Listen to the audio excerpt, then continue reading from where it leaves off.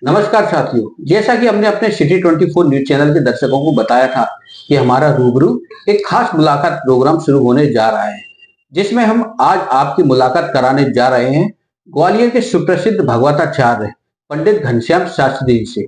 तो पंडित जी, मैं आपका स्वागत करता हूं और सबसे पहले मैं ये जानना चाहता हूं कि आप कितने वर्षों से इस क्षेत्र में हैं और लोगों को ज्ञान बांट रहे हैं भागवत के रूप नमस्कार। इस क्षेत्र में जो हमारे का जो आने का जो उद्देश्य है और हमारा जो जीवन है, वो सारा जीवन हमारा केवल धार्मिक सेवाओं में पूरा पूरा जा रहा है और गया भी है। पहले हमने ये कर्मकांड से प्रारंभ किया, जिसकी जो विद्यालय में जाकर के इसका अध्ययन भी किया। उसके बाद में जाकर के अभी जो भागवत कथा का जो वाचन है, जो आपके ग्वालियर शहर में निरंतर आप सब लोगों को, दर्शकों को भी देखने को मिलता है, निरंतर 2016 से लेकर के अभी तक बराबर चल रहा है। और कम से कम अपन मान के चलें तो 100 से ऊपर कथाएं हमारी हो चुकी हैं। और ग्वालियर शहर में तो चलती हैं, लेकिन इसके अलावा भिलाई छत्तीसगढ़ में भी कथा भव्य वहाँ आयोजन हुआ था, 2019 में हुआ था। उसके बाद में सुकताल और वृंदावन और भागलपुर में बहुत सारी कथाएं हमारी हुई हैं और निरंतर ये कथाएं चलती रहती हैं। तो जैसा कि हमको पंडित जी ने बताया कि मध्य प्रदेश के साथ साथ कई अन्य राज्यों में भी भागवत कथा का वाचन होता है, तो इसमें प्रमुख कड़ी क्या रहती है कि हम इसको, जो हमारे चैनल के लोग हैं, वो अगर अपने घर पे भागवत कराना चाहते हैं तो कैसे आपसे संपर्क कर सकते हैं, इसके बारे में भी थोड़ा सा आप बता दें। देखो, संपर्क करने का जो सूत्र है वो आजकल सोशल मीडिया पर और फेसबुक पर, यूट्यूब पर आपको नंबर वहां से मिल जाएगा दर्शकों को, वहां से भी आप संपर्क कर सकते हैं। लेकिन भागवत कराने का पहले ये जानना चाहिए कि उसका उद्देश्य क्या है। जब तक हमें किसी भी चीज की विशेषताएं ना मालूम होंगी, तब तक हम उसको करेंगे तो इतना उसका प्रभाव नहीं पड़ेगा। लेकिन जब हमें विशेषता उसकी मालूम होती हैं तो हम और ज्यादा उस पर आकर्षित होते हैं। इसका विशेष ये है कि ये जो भागवत की कथा है, ये पितरों के कल्याण के निमित्त की जाती है। इसमें जितने भी पितर हैं सारे मोक्ष को प्राप्त होते हैं। यदि कोई ऐसा पितर है जो हमें परेशान कर रहा है और हम उसकी आत्मा की शांति चाहते हैं, तो ये भागवत कथा सर्वोत्तम है। उससे बढ़िया कोई ग्रंथ में उपाय नहीं है। श्रीमद् भागवत कथा ही सर्वोत्तम ग्रंथ है जो पितरों का कल्याण कर सकता है। दूसरा, युवाओं को अच्छी मार्ग की ओर प्रेरित करता है, माता बहनों को अच्छी शिक्षा देते हैं, क्योंकि भागवत एक समाज सुधार का भी कार्य कर रही है। हम देवताओं को तो प्रसन्न करते ही हैं, लेकिन समाज सुधार का जो कार्य है वो भागवत के माध्यम से बहुत अच्छे तरीके से हो रहा है। जैसा कि पंडित जी ने बताया कि युवाओं के लिए, परिवार के लिए कि भागवत कितनी जरूरी है, हम लोग कई बार सुनते हैं, कई जगह टेंट लगे होते हैं, लेकिन हम वहां से अनसुनी करते हुए निकल जाते हैं। लेकिन जीवन में भागवत का ज्ञान होना बहुत जरूरी है। जैसा कि पंडित घनश्याम शास्त्री जी ने बताया, तो भागवत कौन से महीने में लोग अधिकांश कराते हैं और क्या प्रयोजन के साथ, क्या संकल्प के साथ इसको वो शुरू करते हैं। देखो, भागवत कराने का जो संकल्प है ये मुहूर्त के ऊपर निर्धारित करता है। अब इसमें चंद्रमा भी देखा जाता है कि जो परीक्षित बन रहा है उसका चंद्रमा कैसा है। अब जो आचार्य कथा कर रहा है उसका चंद्रमा ठीक है कि नहीं, क्योंकि इसमें चतुर्थ, अष्टम और द्वादश चंद्रमा जरूर देखना चाहिए। क्योंकि अगर इसमें करेंगे तो कहीं ना कहीं व्यवधान उत्पन्न होता है। पहले सारा मुहूर्त बनाया जाता है, अग्निवास देखा जाता है कि जिस दिन हम हवन करेंगे अग्निवास है कि नहीं, और आहुति किसके मुख में जा रही है, कौन सा ग्रह आहुति को ग्रहण कर रहा है। सारा मुहूर्त का विधान बनाने के बाद में उस सेकेंडरी जो प्राइमरी है पहुंचते हैं हम कि भागवत हमें कब करनी है, फिर उसके लिए कहाँ करनी है। फिर वहां भूमि पूजन होता है, वो भूमि अच्छी है कि नहीं, भूमि का शोधन किया जाता है। क्योंकि जब सुकताल में भूमि हुई तो पवित्र भूमि पर जब हम प्रवचन करते हैं या अथवा भगवान का भजन करते हैं तो वहां मन लगता है। अगर भूमि ही दूषित है, भूमि अच्छी नहीं है, तो वहां मन नहीं लगता। इसलिए भूमि अच्छी होनी चाहिए और भूमि का पूजन विधिवत होना चाहिए। इसमें महीना सारे अच्छे हैं, केवल फूस मास को छोड़ करके सारे महीनों में आप भागवत कथा कर सकते हैं। इसमें कोई वो नहीं है, बॉन्डिंग नहीं है कि इसमें नहीं कर सकते। इसमें ये प्रवचन है, ये समाज सुधार का कार्य है, इसमें कभी भी आप कर सकते हैं। जैसा कि पंडित जी ने बताया कि भागवत केवल 2 महीने को छोड़कर या 2 मास को छोड़कर आप कभी भी करवा सकते हैं। और उससे पहले जो विधि विधान होती हैं बाकायदा उनको ग्रह नक्षत्रों के हिसाब से तय करते हैं कि आप कब भागवत कराएं। और मैं अपने दर्शकों के द्वारा आपसे पूछना चाहता हूं कि भागवत मतलब कितने दिनों का होता है और किस किस दिन तय कैसे करते हैं कि आज ये पाठ होगा, कल ये पाठ होगा, परसों कृष्ण जन्म होगा। तो ये थोड़ा सा विस्तार से हमारे दर्शकों को बताएं।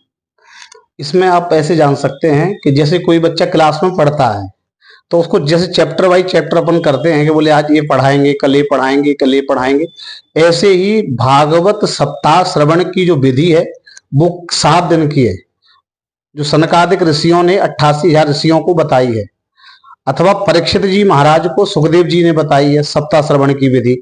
लेकिन अगर अपन पूर्ण रूप से विधान से या अपने कल्याण के लिए करना चाहते हैं तीर्थों में जाकर के, तो 1 माह में भी ये ग्रंथ पूरा होता है, 2 माह में भी होता है, कहीं कहीं तो साल भर चलता रहता है। बोले पूरा विधिवत जानना है, एक एक अक्षर को समझना है, एक एक श्लोक को अपन को समझना है, तो सारे को पूरा करने में इस ग्रंथ को 1 वर्ष तक लग जाता है। लेकिन सप्ताह श्रवण की जो विधि है वो केवल 7 दिन निर्धारित की गई है, जिसमें प्रथम दिन में अपन मोक्ष कर देते हैं, धुंधकारी मोक्ष की कथा तक वहां तक समाप्त कर देते हैं। फिर दूसरे दिन शिव विवाह कर देते हैं, शिव विवाह तक पहुंच जाते हैं।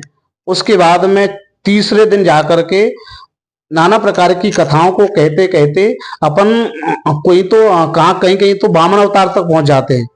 और वामन अवतार के बाद में फिर चौथे दिन जन्म होता है। प्रति कथा में और प्रति भागवत में जन्म आपको चौथे दिन ही मिलेगा। बोले जो कथा है चौथे दिन निर्धारित किया गया, जो बड़ी धूमधाम से उसको मनाया जाता है। 7वें दिन परीक्षित मोक्ष के साथ में इस कथा का समापन होता है। परीक्षित जी महाराज को श्राप लगा था, उनके आत्म कल्याण के लिए भागवत की कथा सुखदेव जी ने सुनाई थी, उनका कल्याण हुआ, उनके साथ में बहुत सारे श्रोताओं का भी कल्याण हुआ। भागवत कथा में जब चौथा दिन होता है, जैसा पंडित जी ने बताया, तो जोर जोर से जयकारे लगते हैं, नंद की आनंद भयो जय कन्हैया लाल की। और माताएं बहनें अपने कंधों पर अपने नन्हे मुन्ने बच्चों को कृष्ण के रूप में सजाती हैं। तो बड़ा ये आनंद में वो भागवत का भावपूर्ण आनंद वहां मिलता है हमको। वहीं अभी 8 मार्च को महाशिवरात्रि पर्व पड़ रहा है, तो इस और भी आप थोड़ा सा हमको बताएं कैसे माता बहनें इसका व्रत करेंगी और किस समय से किस समय तक ये विधि विधान से पूजन संभव है। महाशिवरात्रि का जो व्रत है वो हिंदू वैदिक पंचांग में बहुत बड़ा पर्व है, इसे हम पर्व के रूप में जान सकते हैं। इसका इंतजार सनातन धर्मियों को और सनातन हिंदुओं को रहता है कि कब शिवरात्रि आए और कब हम कावड़ लेने के लिए जाएं, कब हम सब शंकर को प्रसन्न करें, क्योंकि शंकर भगवान ही एक ऐसे देवता हैं जो सबसे जल्दी प्रसन्न हो जाते हैं। बोले 1 लोटा जल चढ़ा दो, कुछ नहीं है तो धूला मिट्टी उठा करके उन पर चढ़ा दीजिए, उससे ही प्रसन्न हो जाते हैं। भांग चढ़ा दो, धतूरा चढ़ा दो, जो वस्तु और देवता स्वीकार तक नहीं करते हैं ऐसी वस्तुओं को, और ऐसी वस्तुएं यदि शिव पर अर्पण कर दी जाती हैं तो भगवान शिव उससे प्रसन्न होते। का जो पावन पर्व है ये इस बार 8 मार्च को पड़ रहा है। बार भी बड़ा अच्छा है, शुक्रवार है, और इस बार 73 वर्षों के बाद में ये बहुत बड़ा संयोग पड़ रहा है, जिसमें शिव स्वयं कृपा करने के लिए पृथ्वी पर आते हैं। कहते हैं कि इस दिन शिव का और पार्वती मैया का विवाह हुआ था, तब से ये शिवरात्रि की परंपरा निरंतर चली आ रही है। इसमें इसका उद्देश्य यह है, अथवा इसका व्रत का रखने का जो उद्देश्य है, माताएं अपनी गोद भरने के लिए इस व्रत को कर सकती हैं, अथवा जिन माताओं के घर में गरीबी रहती है, कंगाली रहती है, दरिद्रता रहती है, ऐसी माता बहनें, ऐसे भाई बंधु भी इस व्रत को कर सकते हैं। जो निरंतर लक्ष्मी से परेशान है, जिनके घर में लक्ष्मी का आगमन नहीं हो रहा है, बहुत प्रयत्न कर रहे हैं फिर भी लक्ष्मी नहीं आ रही है, तो वो इस महाशिवरात्रि को व्रत को कर सकते हैं। जो निरंतर दुख में डूबे रहते हैं, बोले सब कुछ कर लिया लेकिन कोई फायदा नहीं मिल रहा है, वो भी शिवरात्रि के व्रत को जरूर करें, क्योंकि शिवरात्रि व्रत करने से भगवान शिव बड़े ही प्रसन्न होते हैं। लेकिन शिवरात्रि व्रत करने का भी नियम है, क्योंकि कोई भी कार्य हम करते हैं तो उसको नियम से करें तो ठीक है, बोले अनजाने में या हंसी मजाक में या मनोरंजन की दृष्टि से उसको करते हैं तो कोई भी व्रत हो वो फलदायी फिर नहीं होता है। तो इस व्रत का नियम यह है कि सबसे पहले तो बढ़िया सुंदर स्नान करें, ब्रह्म मुहूर्त में उठ जाएं। सुबह 4 बजे से लेकर के 6 बजे का जो समय है उसे ब्रह्म मुहूर्त कहा जाता है। उसमें उठ करके स्नान करके घर के कार्यों से पहले निवृत्त हो जाएं और फिर उस करके स्नान करने के बाद में भगवान शंकर की प्रतिमा को लेकर के पहले जल चढ़ाएं, दूध चढ़ाएं, उसके बाद में दही चढ़ाएं, शहद चढ़ाएं, शक्कर आदि से भगवान शंकर की मालिश करते हुए और ओम नमः शिवाय का जाप करते हुए पहले बढ़िया तरीके से रुद्राभिषेक किया। रुद्राभिषेक करने के बाद में भगवान शिव की आराधना करें। ज्यादा अगर स्तोत्र भगवान के नहीं याद है आपको तो केवल ओम नमः शिवाय कहने से ही कि महादेव प्रसन्न हो जाते हैं। केवल इतना कह दीजिए और उनको प्रणाम कर लीजिए और अंत में आरती कर दीजिए, जो सभी मालूम है, ओम जय शिव ओमकारा, इसको सभी लोग आरती में गाते ही हैं। लेकिन इस दिन शिव मंदिर में जरूर जाना चाहिए। घर में आप पूजा करें बहुत अच्छी बात है, लेकिन शिव मंदिर में उस दिन ज्यादा भीड़ रहती है, दर्शन नहीं मिलता है। तो शिव तो हमेशा हर जगह कंकड़ कड़कड़ में शंकर है, कहते हैं कंकड़ कंकड़ और शंकर है। तो बाहर से भी खड़े होकर के शंकर जी को प्रणाम करें तो वहां से भी आपकी हाजिरी लग जाती है। यदि ऐसा इस तरह से व्रत आप करते हैं तो निश्चित रूप से आपको सफलता मिलती है और भगवान शिव आपका निश्चित रूप से कल्याण करते हैं। लेकिन नियम और भी हैं जिन्हें हमें तोड़ना नहीं है। बोले व्रत करने के बाद में क्या करते हैं, बोले नींद आ रही है सो जाते हैं। बोले इस व्रत में सोना नहीं है, नाखून नहीं काटना है, बाल नहीं काटने हैं, सोना नहीं है। दूसरा, इसमें नमक जैसी वस्तुओं का त्याग कर देना चाहिए। केवल फलहार रख करके इस व्रत को करना चाहिए और झूठ नहीं बोलना चाहिए, मिथ्या वचन नहीं कहना चाहिए और ऐसे लोगों से बचना चाहिए जो झूठ ज्यादा बोलते हैं, उनकी संगति से। इस दिन तो केवल मौन धारण करके भगवान शिव की आराधना करें और भगवान निश्चित रूप से एक दिन में ही कल्याण कर देते हैं। तो जैसा आपने बताया कि व्रत हम लोग रखते हैं, जो माता बहनें रखती हैं और कुछ भाई भी रखते हैं, लेकिन उनको अभी जो लोग दिन भर बाहर रहते हैं, घर में तो कई चीजों का फरार भी हो जाता है और जो बताया कि ये नहीं करना चाहिए। लेकिन जो लोग जॉब पे रहती हैं, हमारी कुछ बहनें भी जॉब पे रहती हैं, भाई भी रहते हैं, तो बाहर वो इन नियमों को कैसे पालन कर सकते हैं? देखो, ऐसे जो लोग बाहर रहते हैं और जिनके पास में ऐसी कोई सुविधा नहीं है, बोले फलार भी नहीं है और भी साधन नहीं है, और लेकिन मन में श्रद्धा है। कहते हैं कि श्रद्धा से भगवान मिल जाते हैं। व्रत जो हम रखते हैं, व्रत का मतलब होता है संकल्प। यदि हमारी शरीर में सामर्थ्य है व्रत रखने की तो बढ़िया है, व्रत रखिए। अगर व्रत नहीं रख सकते हैं और शिव में निष्ठा हमारी बहुत पूर्ण है तो भी भगवान उस व्रत को भी स्वीकार कर लेते हैं, क्योंकि अंतरात्मा में भगवान हमेशा रहते हैं। बोले पाप करते हैं तो भी भगवान देख रहे हैं और पुण्य करते हैं तो भी भगवान देख रहे हैं। तो हमारी श्रद्धा भगवान में बराबर है और हम उस तरीके से भगवान का व्रत नहीं कर पा रहे हैं जो पूर्ण विधि है, तो भी हम भगवान का मन में ऐसा संकल्प करें कि प्रभु आज हम झूठ नहीं बोलेंगे, आज हम किसी से अत्याचार नहीं करेंगे, आज किसी के साथ में कपट नहीं करेंगे, आज किसी के साथ में बेईमानी नहीं करेंगे। अगर ऐसा संकल्प भी आप लेते हैं तो निश्चित रूप से आप शिव आपका कल्याण करेंगे। तो हमारे दर्शकों ने, टाइम क्या है,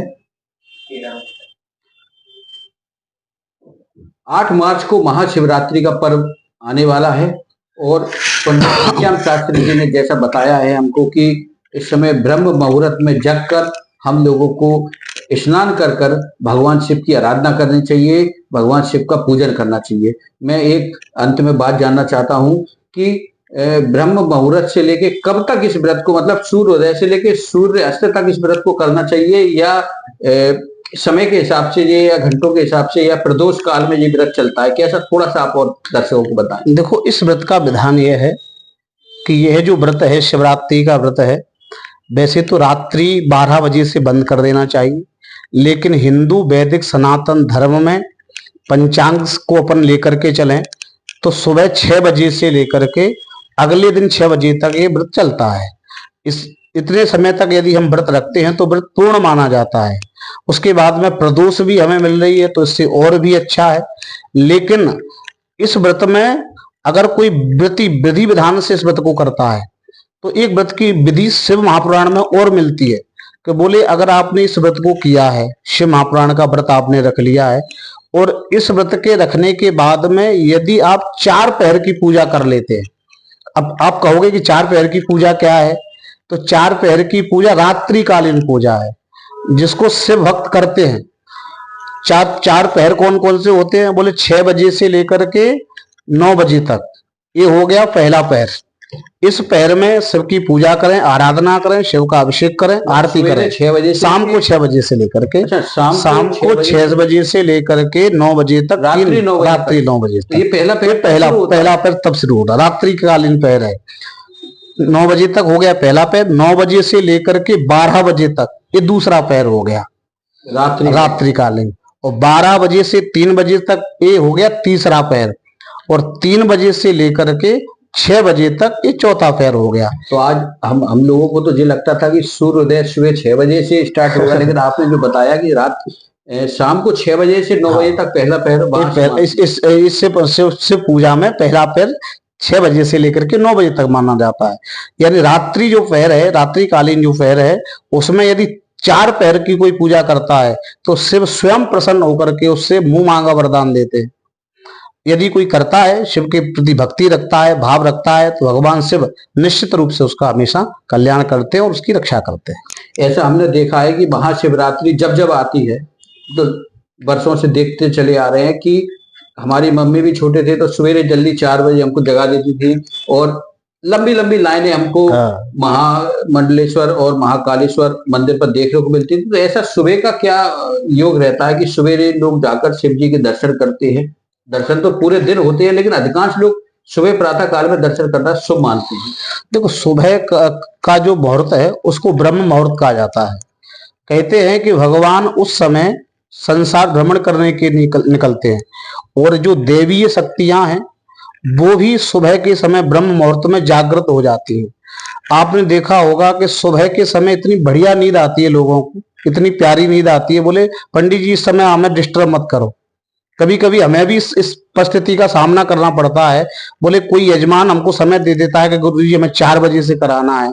अब 4 बजे हम तो कौन जाते हैं, अब वो उनकी श्रीमती जी कहती है पंडित जी हम बहुत कोशिश कर रहे हैं लेकिन वो जग नहीं रहे हैं। तो उनसे पूछते हैं भैया क्यों नहीं जग रहे? बोले पंडित इस समय डिस्टर्ब मत करो, इस समय बहुत बढ़िया नींद का है। तो कहते हैं कि वो इतना बढ़िया नींद का है, और सिर्फ कहते हैं कि जो जागत है सो पावत है, और जो सोवत है वो खोवत है। यानी जो इस समय जागता है उसके ऊपर भगवान शिव की कृपा होती है, देवीय शक्ति उसके ऊपर कृपा करती हैं। आपने देखा होगा संत हमेशा रात्रिकालीन भजन करता है। क्योंकि रात्रिकालीन क्यों करता है? क्योंकि ये संसार मोह माया है, और ये संसार जब सो जाता है तो संत अपने हाथ में माला लेकर के भगवान का आराधना करता है, भगवान का भजन करता है कि हे प्रभु आपने मुझे संसार में भेजा है, और आपने सुंदर मुझे रात्रि दी है भजन करने के लिए, क्योंकि इस रात्रि में मुझे कोई डिस्टर्ब नहीं करेगा, और शांति पूर्वक मैं तेरा भजन करूंगा, तेरी आराधना करूंगा। क्योंकि ये मानव जो तन हमें मिला है ये केवल और केवल भगवान की सेवा के लिए मिला है। ओम नमः शिवाय। बहुत ही अच्छे शब्दों में हमको पंडित घनश्याम शास्त्री जी ने बताया कि ब्रह्म मुहूर्त का मतलब क्या है, और चारों पहर पूजा करने से हमको क्या लाभ मिलते हैं। तो मैं भी ऐसी आशा करूंगा और स्वयं भी कोशिश करूंगा कि ब्रह्म मुहूर्त में जगकर शिवरात्रि को दर्शन करने जाएं। तो हमारे बीच में आज हमारे मेहमान थे पंडित घनश्याम शास्त्री जी, जो सुप्रसिद्ध भगवताचार्य हैं, जिन्होंने मध्य प्रदेश के अलावा आसपास के राज्यों में भी भगवत का प्रसाद रूपी वाचन जो किया है, लोग उनकी तारीफ करते हैं, उनको मानते हैं। और आप लोगों से भी अनुरोध है कि आप कभी भी अगर भागवत कराना चाहते हैं तो पंडित घनश्याम शास्त्री जी का नंबर आप उनके YouTube चैनल से ले सकते हैं, और आप भी भागवत कराकर उसका लाभ लें। ओम नमः शिवाय। जय श्री राम। जय श्री राम।